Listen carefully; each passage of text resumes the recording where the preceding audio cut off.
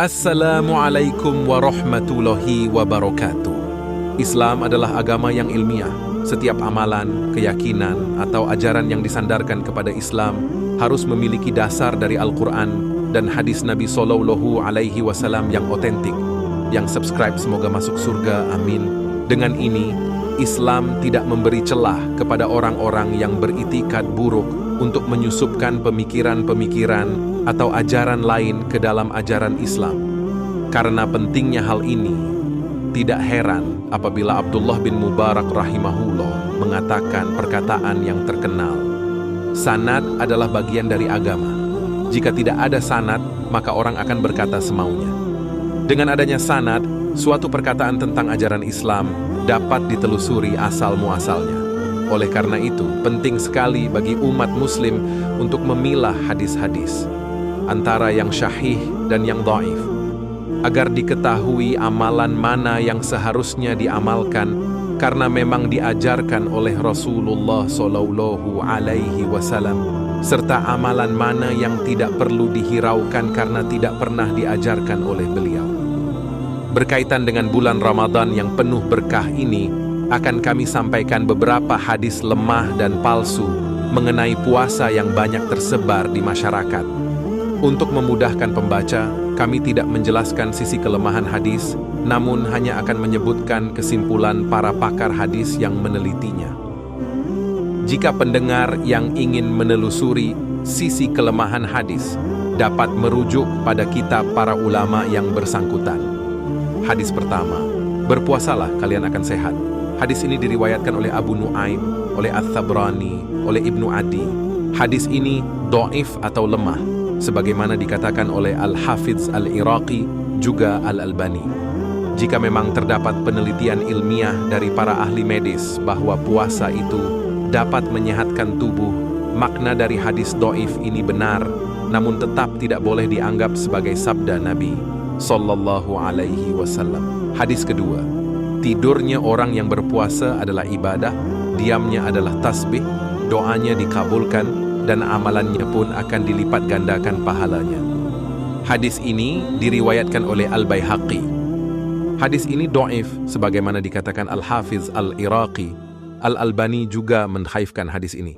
Terdapat juga riwayat yang lain. Orang yang berpuasa itu senantiasa dalam ibadah meskipun sedang tidur di atas ranjangnya. Yang benar, tidur adalah perkara mubah atau boleh dan bukan ritual ibadah. Maka, sebagaimana perkara mubah yang lain, tidur dapat bernilai ibadah jika diniatkan sebagai sarana penunjang ibadah. Misalnya, seseorang tidur karena khawatir tergoda untuk berbuka sebelum waktunya, atau tidur untuk mengistirahatkan tubuh agar kuat dalam beribadah. Sebaliknya, tidak setiap tidur orang berpuasa itu bernilai ibadah. Sebagai contoh, tidur karena malas, atau tidur karena kekenyangan setelah sahur. Keduanya tentu tidak bernilai ibadah, bahkan bisa dinilai sebagai tidur yang tercela. Maka, hendaknya seseorang menjadikan bulan Ramadan sebagai kesempatan baik untuk memperbanyak amal kebaikan, bukan bermalas-malasan. Hadis ketiga, wahai manusia, bulan yang agung telah mendatangi kalian. Di dalamnya terdapat satu malam yang lebih baik dari 1000 bulan. Allah menjadikan puasa pada siang harinya sebagai sebuah kewajiban dan menghidupkan malamnya sebagai ibadah tatawwu atau sunnah. Barang siapa pada bulan itu mendekatkan diri kepada Allah dengan satu kebaikan, ia seolah-olah mengerjakan satu ibadah wajib pada bulan yang lain. Barang siapa mengerjakan satu perbuatan wajib, ia seolah-olah mengerjakan 70 kebaikan di bulan yang lain.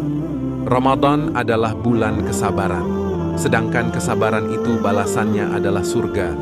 Ia juga bulan tolong-menolong, di dalamnya rizki seorang mukmin ditambah.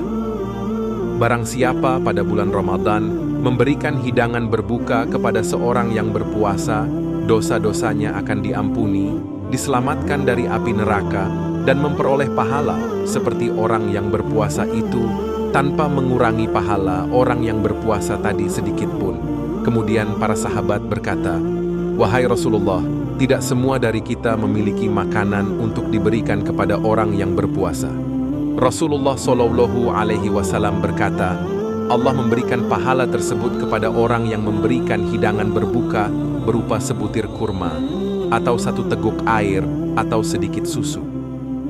Ramadan adalah bulan yang permulaannya rahmat, pertengahannya maghfirah atau ampunan, dan akhirnya pembebasan dari api neraka. Hadis ini diriwayatkan oleh Ibnu Khuzaimah, oleh Al-Mahamili, Ibnu Adi, Al-Munziri. Hadis ini didoifkan oleh para pakar hadis seperti Al-Munziri, juga didoifkan oleh Syekh Ali Hasan Al-Halabi, bahkan dikatakan oleh Abu Hatim Ar-Razi dan juga Al-Albani bahwa hadis ini mungkar. Yang benar, di seluruh waktu di bulan Ramadan terdapat rahmah, seluruhnya terdapat ampunan Allah, dan seluruhnya terdapat kesempatan bagi seorang mukmin untuk terbebas dari api neraka, tidak hanya sepertiganya. Adapun mengenai apa yang diyakini oleh sebagian orang, bahwa setiap amalan sunnah kebaikan di bulan Ramadan diganjar pahala sebagaimana amalan wajib, dan amalan wajib diganjar dengan 70 kali lipat pahala ibadah wajib di luar bulan Ramadan. Keyakinan ini tidaklah benar berdasarkan hadis yang lemah ini. Walaupun keyakinan ini tidak benar, sesungguhnya Allah Ta'ala melipat gandakan pahala amalan kebaikan berlipat ganda banyaknya, terutama ibadah puasa di bulan Ramadan. Hadis keempat, biasanya Rasulullah Shallallahu Alaihi Wasallam ketika berbuka membaca doa, Allahumma laka syumtu wa ala rizqika aftartu fataqabbal minni innaka antas sami'ul alim. Hadis ini diriwayatkan oleh Abu Daud. Ibnu Hajar Al-Asqalani berkata, hadis ini gharib dan sanadnya lemah sekali. Sedangkan doa berbuka puasa yang tersebar di masyarakat dengan lafaz Allahumma laka sumtu wa bika amantu wa ala rizqika aftartu bi rahmatika ya arhamar rahimin. Hadis ini tidak terdapat di kitab hadis manapun, atau dengan kata lain, ini adalah hadis palsu.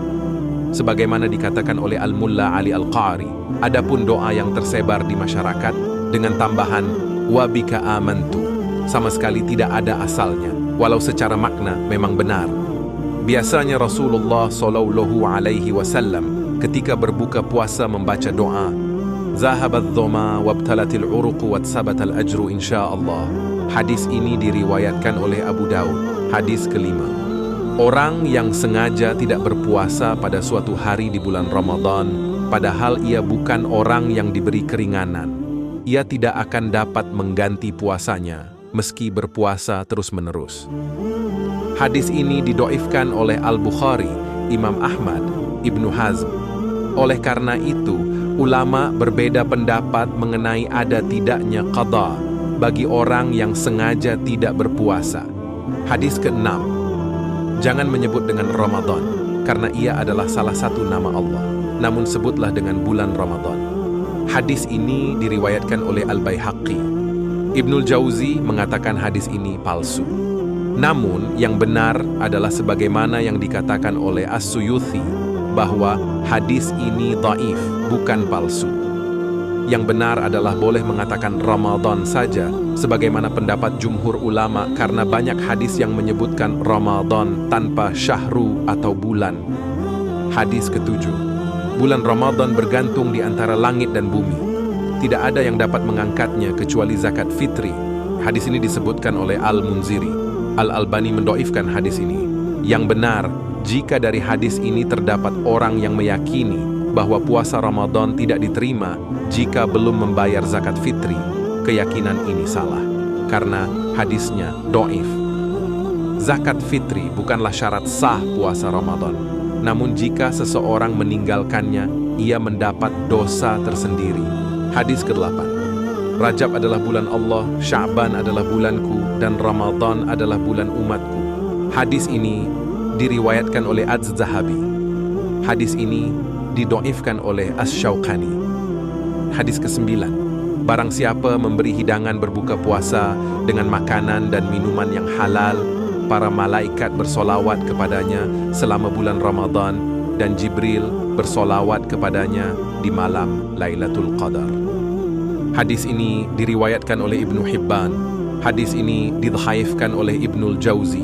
Yang benar Orang yang memberikan hidangan berbuka puasa akan mendapatkan pahala puasa orang yang diberi hidangan tadi, berdasarkan hadis riwayat At-Tirmidzi.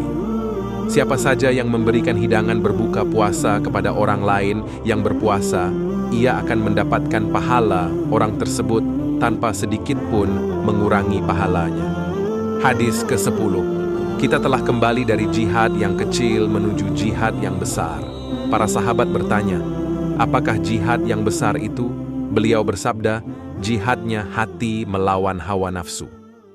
Menurut Al-Hafidz Al-Iraqi, hadis ini diriwayatkan oleh Al-Baihaqi. Hadis ini adalah hadis palsu, sebagaimana dikatakan oleh Syekhul Islam. Al-Albani mengatakan hadis ini mungkar. Hadis ini sering dibawakan para khatib dan dikaitkan dengan Ramadan, yaitu untuk mengatakan bahwa jihad melawan hawa nafsu di bulan Ramadan lebih utama dari jihad berperang di jalan Allah. Syekhul Islam Ibnu Taimiyah berkata, hadis ini tidak ada asalnya. Tidak ada seorang pun ulama hadis yang beranggapan seperti ini, baik dari perkataan maupun perbuatan Nabi. Selain itu, jihad melawan orang kafir adalah amal yang paling mulia. Bahkan jihad yang tidak wajib pun merupakan amalan sunnah yang paling dianjurkan. Artinya, makna dari hadis palsu ini pun tidak benar, karena jihad berperang di jalan Allah adalah amalan yang paling mulia. Selain itu, orang yang terjun berperang di jalan Allah tentunya telah berhasil mengalahkan hawa nafsunya untuk meninggalkan dunia dan orang-orang yang ia sayangi. Wailah berkata, aku bertemu dengan Rasulullah SAW pada hari Id, lalu aku berkata, taqabbalallahu minna wa minka. Beliau bersabda, ya, taqabbalallahu minna wa minka. Hadis ini diriwayatkan oleh Ibnu Hibban, Al-Baihaqi, Az-Zahabi. Hadis ini didoifkan oleh Ibnu Adi, oleh Ibnu Qaisirani, oleh Al-Albani. Yang benar, ucapan taqabbalallahu minna wa minka diucapkan sebagian sahabat berdasarkan sebuah riwayat. Para sahabat Rasulullah SAW biasanya ketika saling berjumpa di hari Id, mereka mengucapkan, taqabbalallahu minna wa minka, semoga Allah menerima amal ibadah saya dan amal ibadah Anda. Asar ini diriwayatkan oleh Imam Ahmad, disyahihkan oleh Al-Albani. Oleh karena itu, boleh mengamalkan ucapan ini asalkan tidak diyakini sebagai hadis Nabi SAW. Hadis ke-12. 5 hal yang membatalkan puasa dan membatalkan wudu: berbohong, ghibah, namimah, melihat lawan jenis dengan syahwat, dan bersumpah palsu. Hadis ini diriwayatkan oleh Al-Jawraqani, oleh Ibnul Jauzi. Hadis ini adalah hadis palsu, sebagaimana dijelaskan Ibnul Jauzi dan Al-Albani. Yang benar, 5 hal tersebut bukanlah pembatal puasa, namun pembatal pahala puasa. Sebagaimana hadis riwayat Bukhari, orang yang tidak meninggalkan perkataan dusta dan mengamalkannya, serta mengganggu orang lain, maka Allah tidak butuh terhadap puasanya. Demikian, semoga Allah memberi kita taufik untuk senantiasa berpegang teguh pada ajaran Islam yang sahih. Mudah-mudahan Allah melimpahkan rahmat dan ampunannya kepada kita di bulan mulia ini.